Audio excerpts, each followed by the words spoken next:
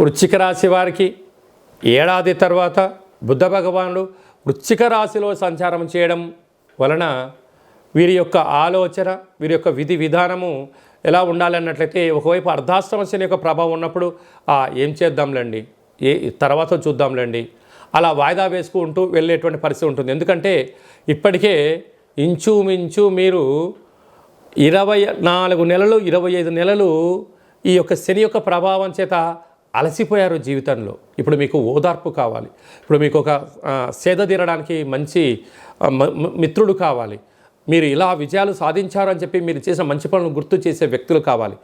అలాంటి కాల సమయంలో బుధుడు రాశిలో సంచారం చేయడం వలన, మంచి బుద్ధి వలన, మంచి స్నేహితులు ఉండడం వలన, మంచి కుటుంబం ఉండడం వలన మీరు అటు ఇటు ఏదైనా అయినా కూడా ఓదార్స్తూ, ఏమీ కాదు, నువ్వు ఎన్నో విజయాలు సాధించావు, ఈ చిన్న చిన్న వాటిని నువ్వు అధిగమించగలవు అని చెప్పి ప్రోత్సాహాన్ని ఇచ్చేటువంటి వ్యక్తులు ఇప్పుడు మీకు తారసపడతారు.